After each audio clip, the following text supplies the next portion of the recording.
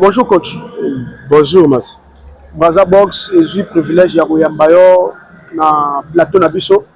Est-ce que vous pouvez parler de moi mon parcours na yo ton coach parce que le commis na tête il y a direction départementale technique ya boxe. Vous allez moi parcours et ton coach. C'est pas de hasard pas djoka ka ba ramener na tête ya départemental c'est que exactement moi ba fait moko boyangona non le monsieur Mbanga Kennedy c'est un travailleur.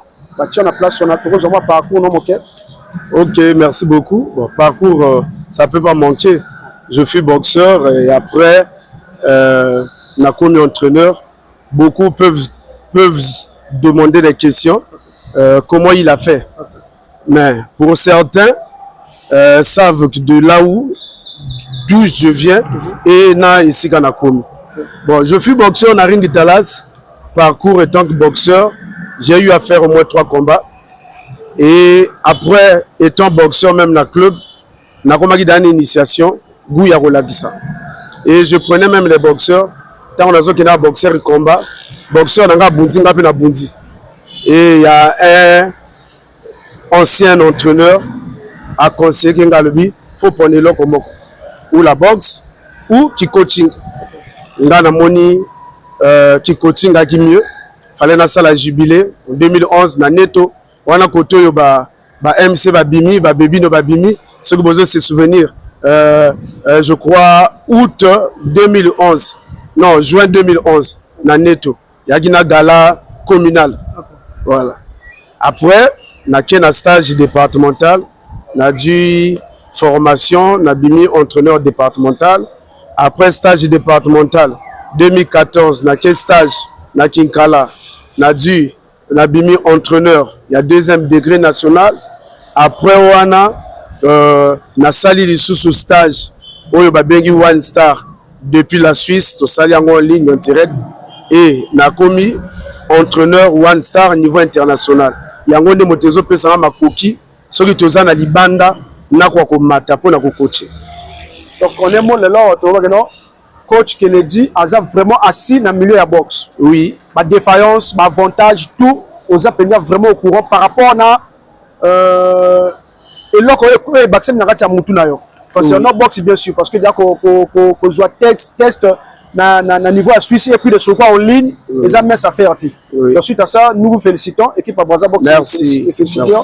Alors coach Kennedy là la tête, il y a direction départementale technique, il y a Brazzaville, il y a boxe. C'est ça, non? C'est ça. Alors, qu'as-tu déjà ramené au sein de la boxe concernant le Brazzaville? Parce que tant qu'on cité, bloc tout qui est ton coach, quelque part, tu as cette capacité-là en toi, dans ta tête. Qu'as-tu déjà ramené au sein de la boxe?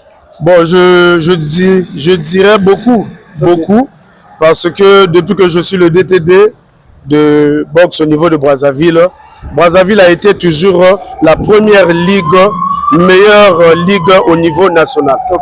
Concernant les championnats nationaux, Brazzaville les aura promis. Et si on peut voir nos boxeurs sortant de nos clubs, Brazzaville en a pas meilleur.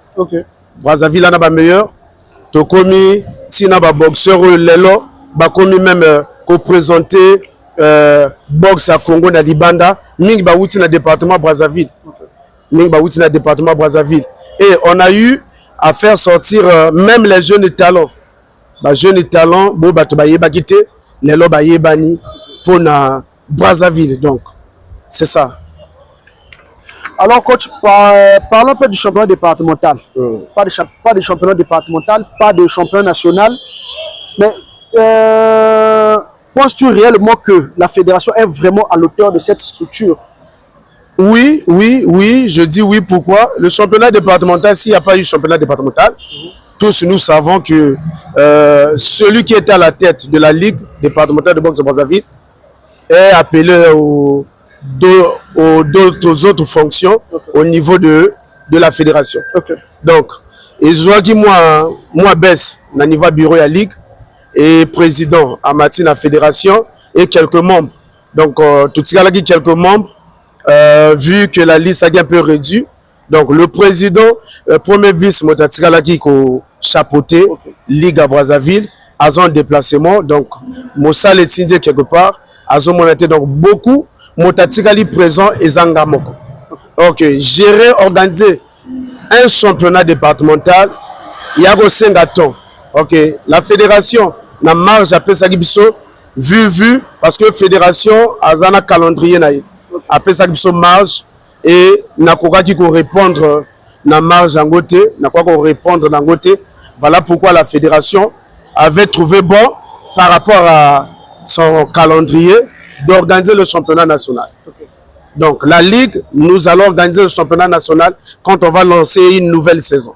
Mais suite à ça, est-ce que Bako a organisé le championnat national sans pourtant départemental et Bundama? Oui, s'il y a des raisons bien claires et techniques, c'est possible. Mais suite à ça, est-ce que tu vas lancer une nouvelle saison avec les absents là? Est-ce que c'est vraiment important que le championnat se dérouler? Lesquels sont absents? Vous avez parlé du président et le vice. Non, quand on va lancer, la fédération sera obligée de mettre en place un bureau. Okay. Un bureau. Quand le bureau sera mis en place, c'est à ce moment-là. Non, pas bureau provisoire. On va passer aux élections de la Ligue. Okay. Une fois le bureau est là, après le bureau va organiser le championnat départemental. Ok, d'accord. Mais aujourd'hui, Coach Kennedy étant l'un des vaillants soldats dans la structure en boxe, Mbanga Kennedy se retrouve sur la tête de la Ligue. Que sera tes initiatives par rapport à Ndenge Oyo, aux boxe? Si on peut le dire, parce que pas de compétition départementale, champion national et 4000 Anzela, et les gens n'en parlent même pas. Bon. Pas de gala. Bon. Merci. En fait, ce que je peux vous dire, l'élan qui naza na place au naza parce que je suis beaucoup expérimenté. Bato bayebi, bato tout, même côté aux autres Samakelele, on a travaillé na banque. Na Côte Ligue depuis 2009. Okay. Depuis 2009, on a la Côte Ligue par biais à colonel Mboko, lui qui fut mon coach. Okay. Donc là, na Côte Ligue, on a TGA, trésorier général adjoint. Okay. On a géré des galas, nous avons du goût, pour que le goût et la gala na sapeur pompier. Okay. J'étais déjà dans la Ligue. Okay. On a travaillé na colonel Mungali. On a travaillé na colonel Elias Foudi, on a travaillé na SIG Elvis, on a travaillé na colonel Elisassi. Donc j'ai eu à travailler na 4 présidents de la Ligue. Na yebi comment faire. Donc problème nangai politique nangai zalaka likof likola ring. Likof likola ring, je sais que ça nous demande beaucoup de moyens, mais notre stratégie étant que technicien, on peut travailler. Voilà. Alors, Coach Kennedy, on va chuter par là. Penses-tu réellement que l'actuel président de la fédération est en train de gérer bien son mandat? Oui, à haute voix, je dirais oui. À haute voix, je dirais oui. Pourquoi? Parce que tout le monde a demandé le cas avant, président Gaëtan, 8 ans au championnat national Moko. Mais mandat wana, ezalaki mandat oyo mbonga ki na Congo. Okay. Au ministère à soutenir la fédération. Les autres ont mandat liboso ya président Gaëtan. Na deuxième oyo ministère est subventionné. Mais on a au moins organisé plus de 3 championnats nationaux. Donc sur le plan nandenge calendrier ezokende bien. Ezokende bien parce que chaque année nous réalisons des championnats nationaux. C'est déjà bon. Donc ce qui moi, ce qui me dérange, ne pas voir les boxeurs sur le ring. Ne pas voir le boxeur sur le ring, ça profite à qui? Ça profite à qui? Or que les lois, la base à la expérimenté. Là, on a dû chance en son général Yoyo, président de la fédération de Kinshasa. À l'objet, faux boxeur, bon boxeur. Problème à suivi l'encadrement. Mais suivi reçu, c'est sur le ring.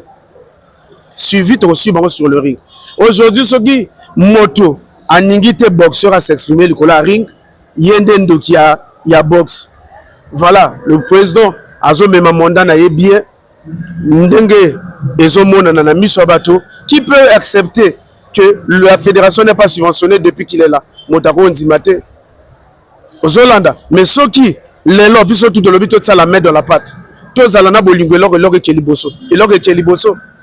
Mais chez les autres, moi, bango bana moi pas tamba moi subventionné. Mais ceux qui montazo bimtia ma boko na poche ne pour na kobimisa. Na o etali mosala ya l'état. Bon encourager. Bon encourager. Lelo, je sais pas, ngana kota na ba polémique mais ce que lors on a yebi le président Gaëtan a travaillé beaucoup pour l'intérêt ya boxe congolaise. To simbana, to tsaye maboko. Soki y en a problème ba sachant boxe to kutana to tambola nzela moko. Pourquoi je dis ça? Parce que Makele tozo ça les ont profité na motote. Je donne un exemple. Aujourd'hui, le 10 là dimanche, na séminaire ya bathlète, là na moni capitaine Lori champion d'Afrique. Je lui salue même en passant pour dire que ngai na moni Kapi Lori akoli. Akoli. Les bateaux de Makelele. Kuna boye, babunda terre. Lori azokole. Na yoki, quand il parle de la boxe, quand il parle de sport en général, tu sais que il y a un pas, il y a un progrès. Mais nous autres là, dans nos coins, dans nos contrées, on est là, bavarder. Qui tire profit de ça?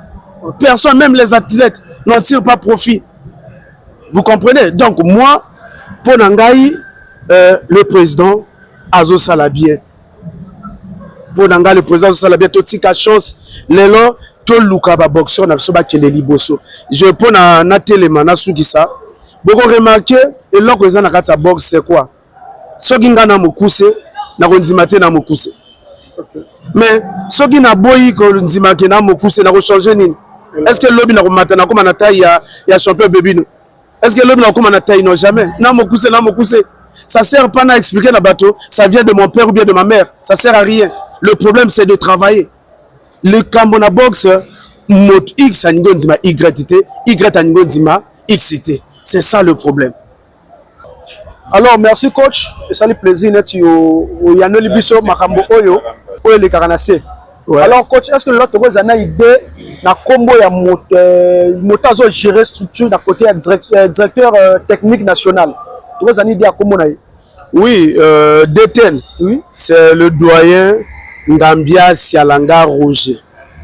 Ngambia Sialanga Roger, il est motaza DTN national, donc directeur technique national. Okay. Il vit même vers chez nous là à Massengo, à Makabandjulu. Ok, d'accord. Mais suite à ça, est-ce que toi étant dans le départemental, il y a un national, est-ce que vous avez la cohésion? Bien sûr, ce qui se passe. Bien sûr, déjà. Nakati tu travailles dans la commission technique nationale. Ok. Tu travailles dans la commission technique nationale. Donc le DTN est là, le sélectionneur est là et les entraîneurs nationaux. Okay, y compris nous les entraîneurs internationaux, One Star comme Batobalobara toujours. Ok. Bon, alors coach, il y a un problème où les caca sur la toile, athlète, CCT n'a pas parlé concernant la licence. Chaque saison, la licence est renouvelable. Alors, la licence est renouvelable, le club, il faut une licence obligatoire pendant nouvelle saison. Mais maintenant, imagine toi que saison, l'équipe, l'athlète va exercer. Donc, la licence est qu'elle a offert. Suite à ça, est-ce que vous avez moins les Cameroun le battre? Oui, pour la licence. Licence ezali carte moko ezali très important. Okay. Très important na vie à athlète. Okay. Je vous informe, il y a même des boxeurs où on a licence à qui qu'on réactiver SIM. Licence. Okay. La licence na qui qu'on réactiver SIM. Licence ce qui c'est l'équipe ba athlète à s'exercer na licence wana. Là to compte la saison mosusu, to tika toujours bango moi marche. Il y a ba moi. Parce qu'il n'y a pas eu championnat soit dans la saison. Donc, à profiter de la championnat. Je donne un exemple. En 2022, tu as organisé le championnat départemental. Il y a des boxeurs qui ont une licence. Il y a des boxeurs qui ont une licence. Mais là, tu continues la période. Tu as lobby vu. Ils ont déjà licence. Tu as toléré la marge à début. Il y a saison avant le championnat national, il y a la même licence. Je peux, un chiffre, il y a nombre de boxeurs licenciés dans Brazzaville, il y a nombre de non licenciés. parce que tout ça rapport à la sécurité na bango tous en affiché à boxeur c'est important lelo boxeur à cause la wana a kuluna a na affiché te ba asali mabe kuna ba iko kanga biso ba lobino bolakisaka ba kuluna to se référer na registre ba licencié wana et ceux qui même dans la police sur le baquet oh bino bozo lobo kombo na ye na photo na ye azawate donc aza boxeur tout ça la koyeba yete il y aura juste pour te se référer te identifier ba boxeur. Voilà. D'accord, maintenant suite à ça, quand il y a la polémique que les gars sur la toile, beaucoup plus dans le réseau TikTok. Toi étant l'un des anciens de la club boxing Ring Talas, oui. Est-ce que vous avez une idée ou le monsieur Lelo Awa dans le micro à Braza Box qui est réellement le formateur de Champion Lori? Bon, merci. Champion Lori, Ayaragi na Ring Talas, en 2002, le rôle à boxeur, tu as foot inscription. Et l'entraîneur Yaring Talas, c'était le colonel Mboko Lumari. Et leur champion Lori Aïe, à Kouti Boncien. Boncien, oh Lori à Koutaki, à Kouti, ba Dolenzo, à Kouti, ba Destin, à Kouti, ba Kennedy, père son âme na Clovic, Nzinga, à Kouti, ba coach Salgar. Parce que coach Salgar, na Ring Talas, ça zagi moninga, il y a coach motard la exception box. Marié. Le col à Bazalagi Baninga, yepe moto a conseillé Lori Ayaka box na Ring Talas. Si ko yo l'air Lori a bandi ko yokola, wana bonsio Lora Koutaki na Ring Talas. Ayaka s'inscrire roi boxeur tout, motadu Lori na box colonel Mboko. L'air colonel comme ako mona na mingité, c'était à nous les anciens au travailler naïe. Batona cité yowana. Après l'air n'a pas initiation naïe, azo travailler n'a pas initiation l'air coach Salgar tombe boxeur peut à Ring Talas a comme ko travailler côté nandako comme Laura petit ne ya balabala moko. A comme le bana petit peut ya ka peut travailler. Côté bato bazalaka lokola makambo ezanga raté, ça n'allait plus bien entre les anciens na coach Salgar. Pourquoi ça n'allait pas bien? Parce que coach Salgar était un grand frère. Nous, souvent dans la boxe, ce que Soyebi, respect de fois, na yayate. Et il se sentait aisé à comme qu'on travaillait, na Lori, moko nandako. Après, même Lori côté ya coach fils. Na talangai. Lori kenda côté coach fils, mutamema qui est coach Salga. Pour na abando boxe, kuna pour coach Salga na gina club té. L'air paquet kuna coach fils na coach Salga ba bebani lisusu. Ndi côté coach Salga aiko banda boni na ye. Lori na niveau comme Ginango a pratiqué fils ndio ake DGSP pour na maka o etali profession na ye musala tout carrière na ye. Donc Lori lelo soka leki na makola bato tout eza ba vieux na ye ya monde box comme ya quartier na ye akoyaka travailler lelo na Kennedy akoyaka travailler na Cédric aya travailler na Côte Salga ya na mauvais sens c'était mais ayaka Ring Talas le la boxeur toi ayaka ka a foot